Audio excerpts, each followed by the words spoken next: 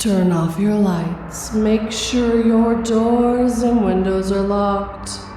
Things are about to get spooky.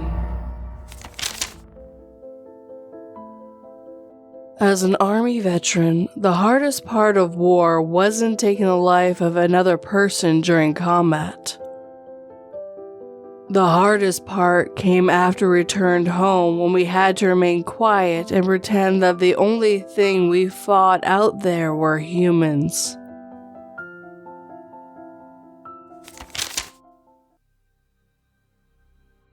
I'm an FBI agent who hunts serial killers. This latest serial killer doesn't seem human. By CIAHerpes. A quick warning before this story starts. There is talk of children being abused as well as children dying. There is also lots of descriptions of blood. So, viewer discretion is advised, but I do hope you enjoy. As an FBI agent in an elite homicide unit, I was often tasked with tracking down the worst of humankind. But one case in particular really stays with me, and to this day still haunts my nightmares.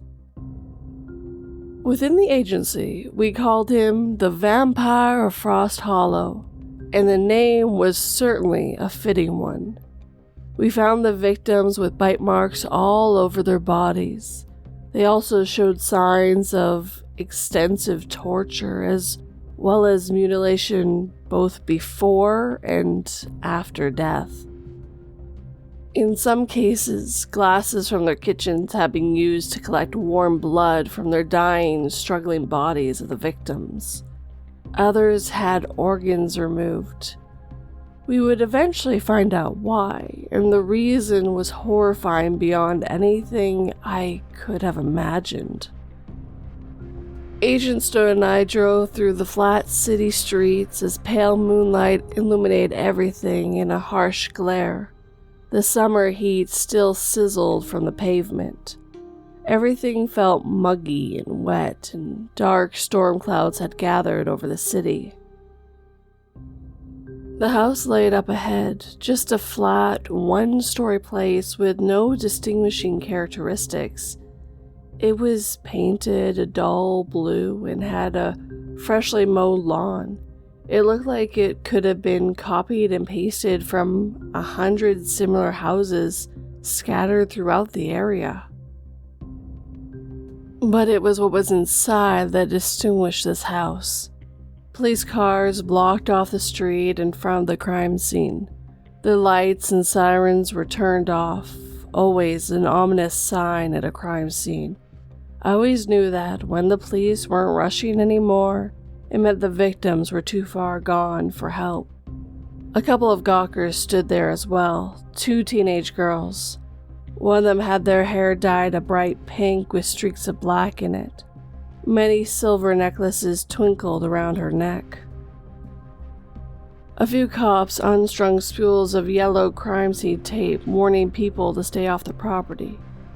An obese police officer with a face like a walrus and a large, drooping mustache walked up to our black, unmarked sedan. "Sorry, guys," he said as I rolled down my window. "Road's closed."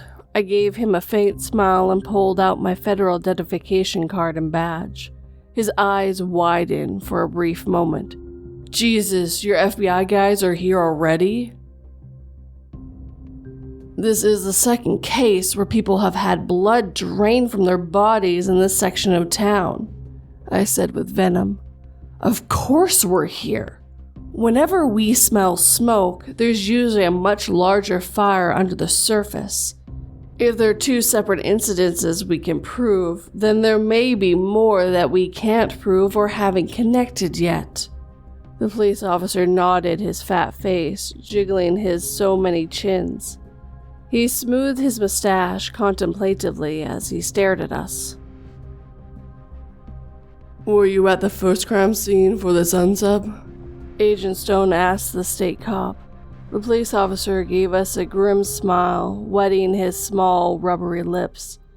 His tiny teeth glittered white, but the smile had no real mirth in it. Yes, I was there, he said coldly. He reached out his hand to me. I'm Officer Paisley. Rick was my friend, though. He gave a short bark of laughter at this, though I didn't see what was funny about it. What do you think about this guy? I asked, always curious to know what the local cops thought. Officer Paisley shrugged his round shoulders, reminding me of Humpty Dumpty in his general body shape. I think he's one sick SOB, Officer Paisley said blandly, looking away. I saw what he did to that family over on Turtleback Lane. You know what the cops call him? The Vampire Frost Hollow. Quite a nickname, huh? I remember looking through the crime scene reports of the first murder scene. It had indeed been a horrifying experience just reading through the sterile police description of the homicide and looking at the photographs. In the first crime scene, there had been a husband and a wife murdered in the kitchen, the hearts taken out of their bodies, the blood drained from them. In the living room, they found an infant in a crib. His entire chest cavity had been ripped open, as if with claws. Everything once inside his small, fragile body was strewn about the room like garbage. The tiny intestines hung from the wall of the crib, unspooled like a bloody snake. They found the 7-year-old daughter hanging from a tree in the backyard, her eyes removed, her chest cut open down the middle. The black socket stared sightlessly ahead. Her pale skin showed that her blood, too, had been drained. I wondered what nightmare awaited us at this crime scene, now that I would get to experience firsthand and not just through pictures and documents. Agent Stone parked the car and stared at me with his cold blue eyes. Let's go, he whispered, looking pale and uncertain. The police officer at the door waved us through the threshold. Inside, it was dark. I put on my latex glove and tried to flick on the lights, but nothing happened. Agent Stone and I pulled out our flashlights, turning them on. The white glare of the LEDs made everything seem overly saturated and unreal. The power's out, I said. My voice sounded far too loud in the dark confines of the house. The shadow pressed in on us like the walls of a coffin. Agent Stone hastily stumbled ahead, flashing his light to the left and right. At first we saw nothing out of place. We had entered a dining room with a long rectangular table and an antique grandfather clock that eerily ticked away, marking each moment of time. "Where's the bodies?" Agent Stone whispered, glancing nervously around. We kept going forward into the kitchen, and there we found the first of the victims. It was a woman, and she had been young and beautiful when she was murdered, even through the layers of clotted blood and the gore that covered her body like a carpet. I could see that. She had green eyes like a cat that stared sightlessly up at the ceiling, still filled with horror, even in death. Her chest was ripped open, and a dark, ragged socket marked the spot where her heart had been. Her grisly death mask showed the incomprehensible agonies she must have gone through before the merciful release of oblivion finally took her away. Next to her stood a blender filled with slurry of organs and Coca-Cola. The half-empty bottle stood next to it, still fizzing quietly on the table. Other than our breathing, it was the only sound in the room, eerie and constant like the last bubbling gasp of a dying man. Everything sounded muted, almost like how sounds become muffled and distant during a snowstorm. And there was no snow here, no storms at all. "What's your verdict, Hopper?" Agent Stone asked, his face revealing nothing as he looked at me. "I think we're probably dealing with a paranoid schizophrenic. But it's odd, I said, looking at the crime scene with a sickening feeling of revulsion raising in my chest. I pressed it back down, focusing on the job. From what I read at the last crime scene and from what I'm seeing here, it looks like a combination of both organized and disorganized features. There is clear evidence of planning. He picked the locks at both residences and covered the cameras with paint. Whoever he is, he's drinking the victim's blood and organs, Agent Stone said, a quick flash of disgust crossing his face before it reverted back to a stony mask. I'm thinking a white male between the ages of 20 and 40. I nodded. Serial killers almost always target victims within their own race, after all, and all the victims so far had been white.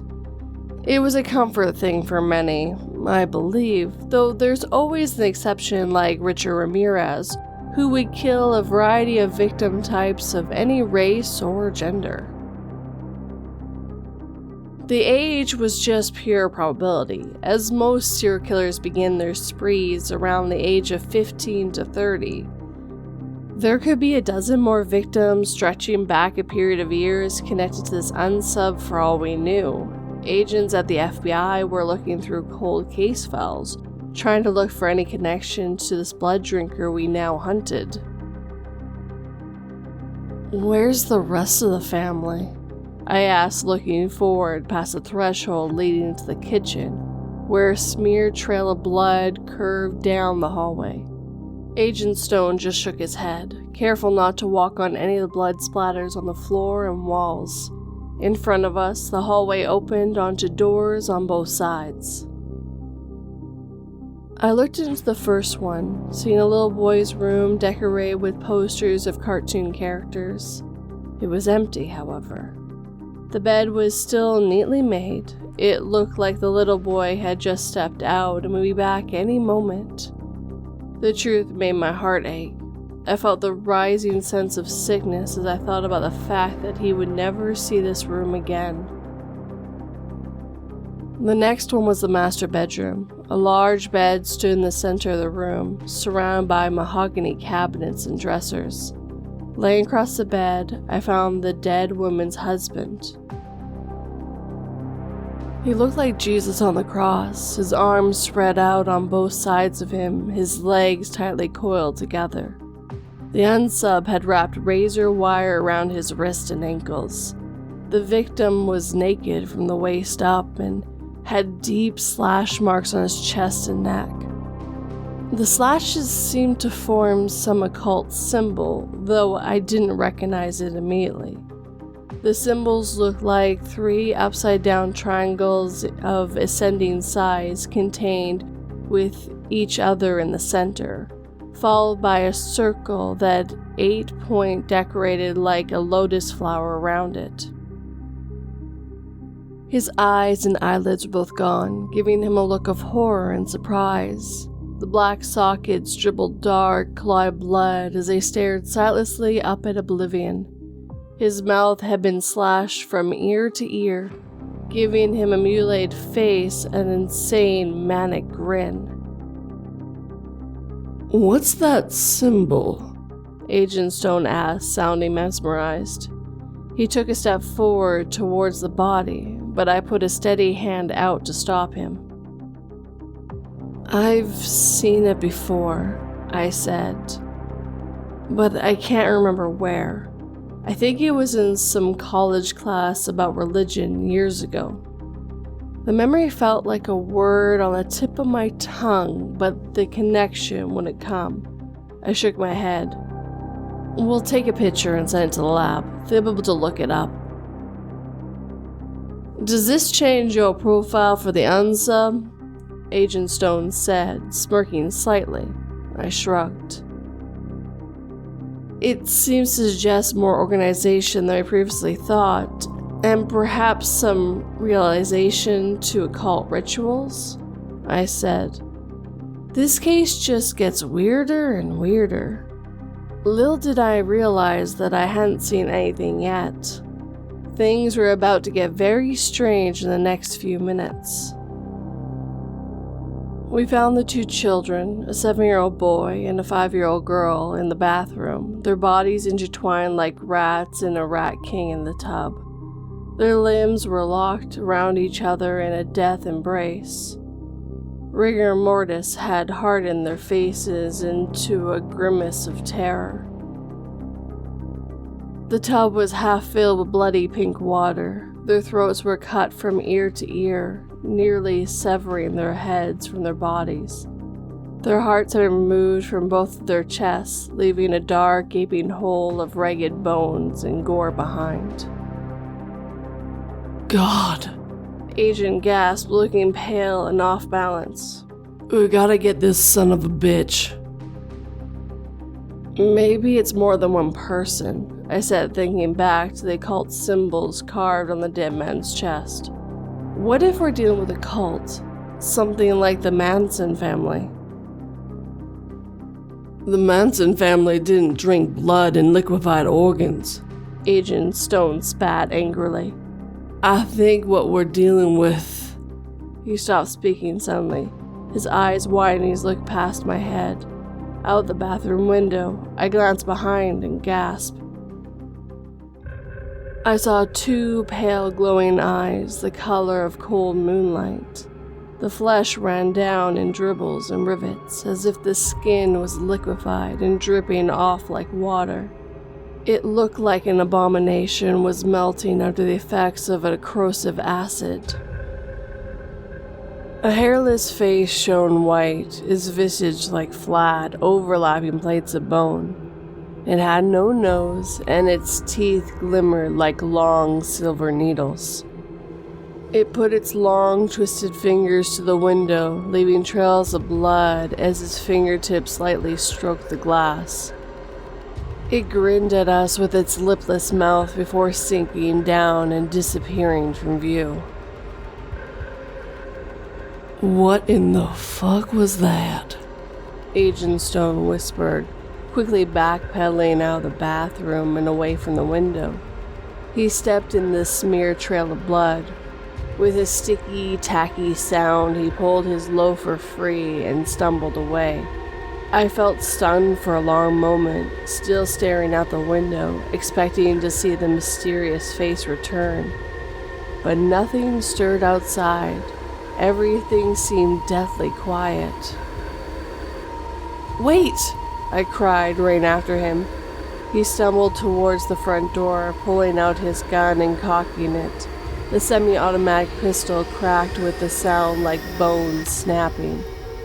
Agent Stone flung open the door and stepped outside.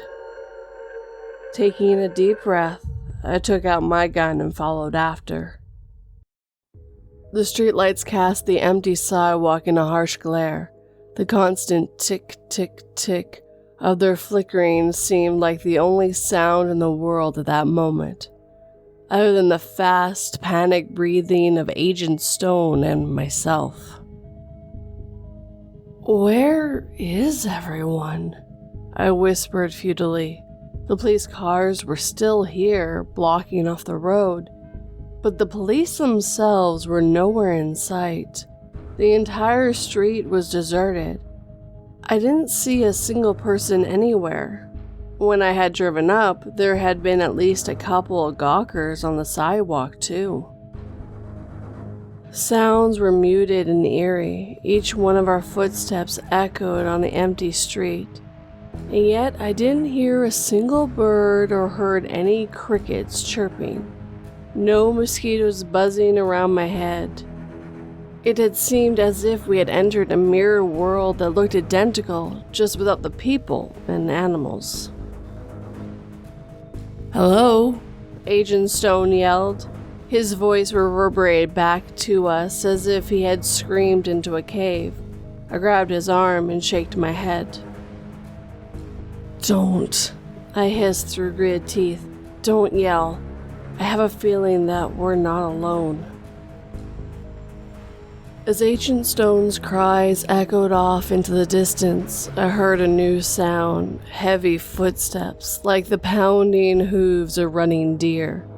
Someone screamed nearby. On the other side of the street, I saw one of the gawkers stumble out, the girl with the pink hair. She was covered in slashes, her black clothes sliced up and wet with blood.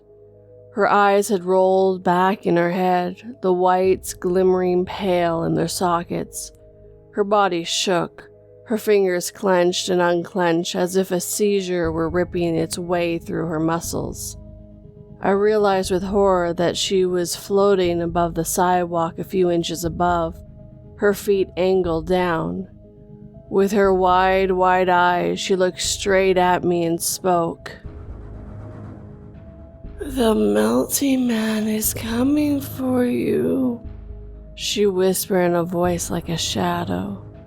"He's going to make you scream for death before the end.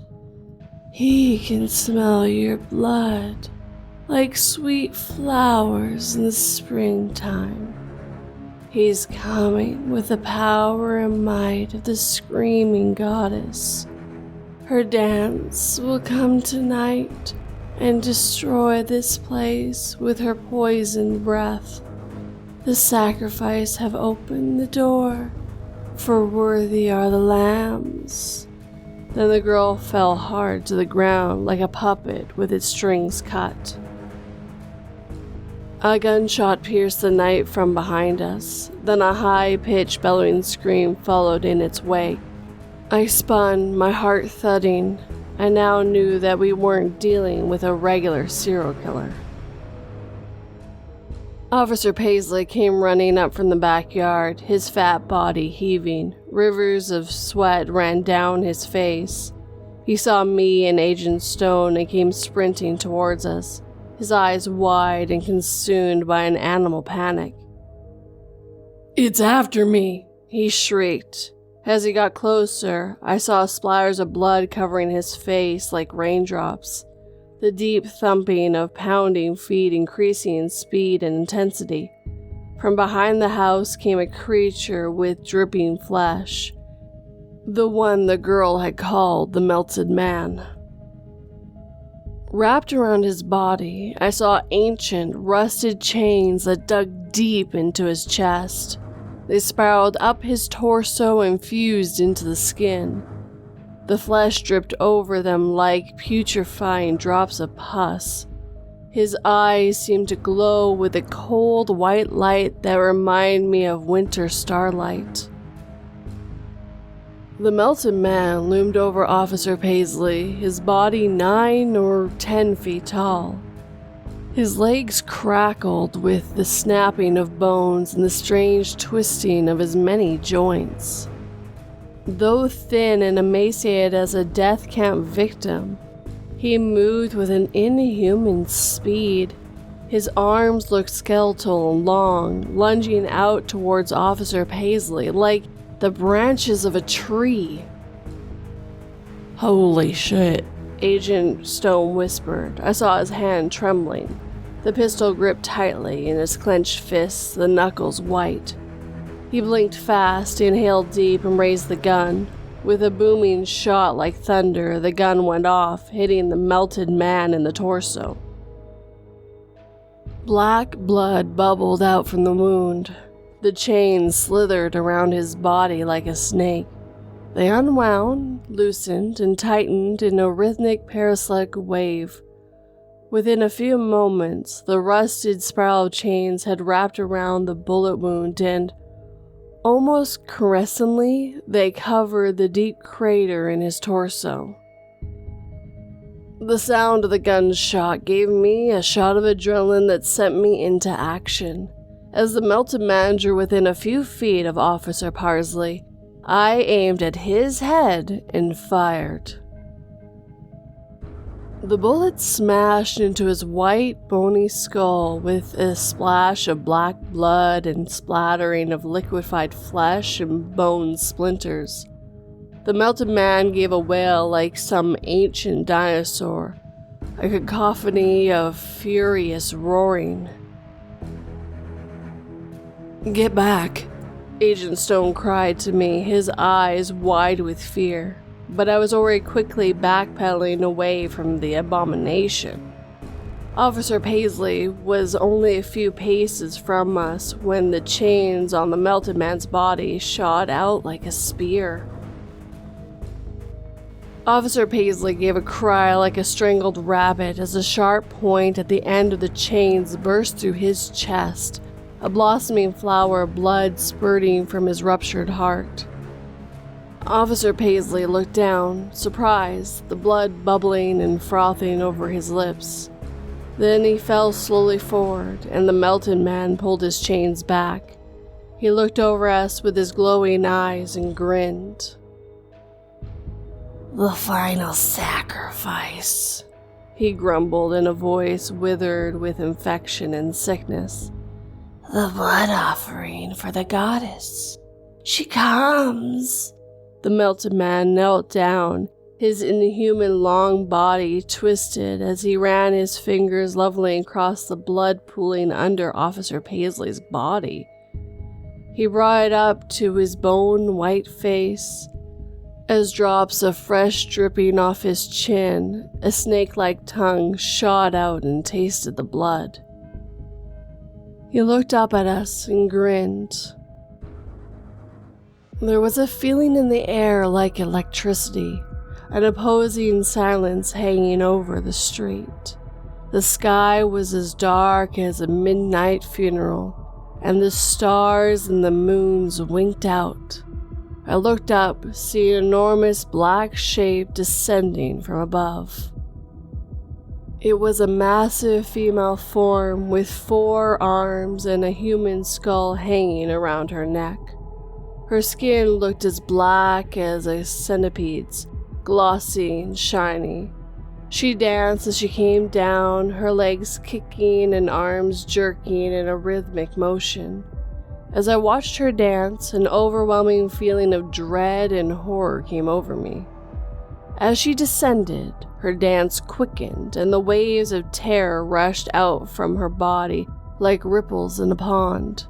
I could almost see them, like a blanket of shadows fluttering out in a circle. I saw Agent Stone turn and run, blindly sprinting away. I wanted to call out to him, to tell him to wait, to not leave me alone with this thing. But I could only stare open-mouthed at the dancing goddess as she came down on the street. She was as tall as a house, looking down at the body of Officer Paisley. "My goddess, my queen, ruler of death and destruction, this is for you," the melted man hissed through his skeletal lips. The goddess looked down at the body, her sharp, pointed talons of fingers reaching down and ripping out Paisley's heart from the still corpse. The ribs cracked, the flesh separated easily. Officer Paisley's eyes continued to stare sightlessly up at the black, formless sky. The goddess opened her fanged mouth, and I could see swirling pools of darkness inside, silent screams echoing out from some eternity within. With a deep sigh of pleasure, she put the heart into her mouth and bit down, saying blood dripping down her face. I heard a car start behind me. The melted man and the goddess looked in my direction with a sudden noise. Her dark eyes shone with hunger, the melted man with insanity. "A blood sacrifice," the goddess sighed, her lips splitting into a wide smile, showing off her predator teeth. "This one should suffer. The agony makes the blood taste sweeter." The melted man laughed and started towards me. I still had the pistol in my hand, but what good would it do? I raised it in a last-ditch effort to slow the abomination, knowing it was hopeless. I fired, aiming at the melted man's face as the goddess danced and twisted behind him. I felt the mortal terror emanating from her body like currents of air. I resisted the urge to simply throw down my pistol and flee blindly into the night. The bullet missed, and the grinning abomination rushed at me. A car engine revved directly behind me. It roared past me, missing me by inches. The semi slammed into the melted man, crushing his legs with the sound of shattering bones. He went flying back as the chains on his body fell out in all directions, attacking everything around him at once. They hit trees and bushes and the walls of houses with the sound of clanging metal. They reverberated in the air. I saw Agent Stone driving the sedan, frantically motioning me inside. I jumped in the seat as the goddess soared into the air and followed after us. Fuck! He cried, accelerating as fast as the car would allow. He swerved around the withering body of the melted man, who lay on the road twisting his limbs like a stinging hornet.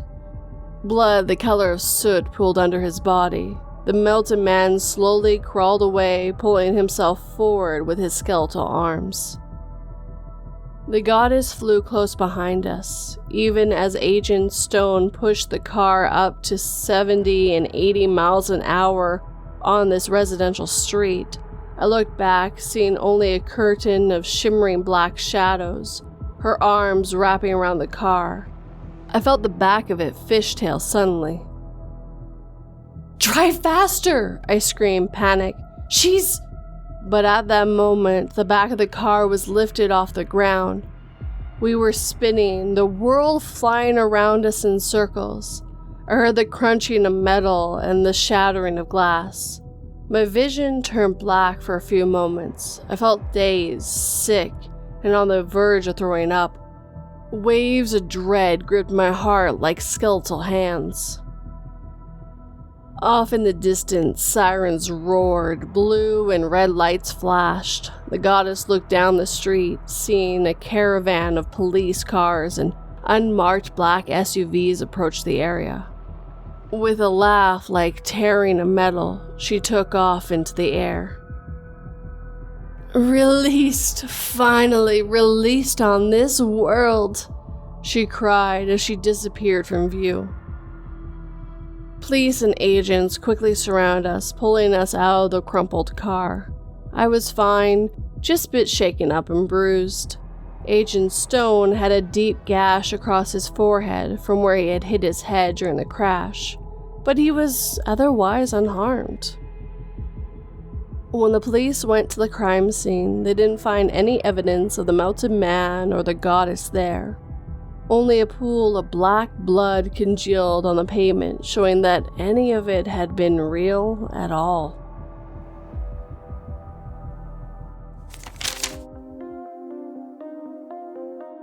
I refuse to believe the 8-year-old child in front of me is my missing little boy, even though he had the same mole on his face, same eyes, hair, same everything. How could he still be a child when we lost him 20 years ago?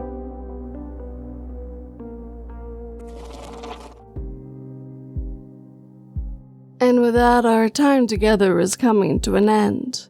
If you have a story you'd like me to narrate, you can send it 3 different ways. Either through my website, my subreddit, or through email. All the links are in the description box. Secondly, I'd like to thank my patrons and members for your support as well.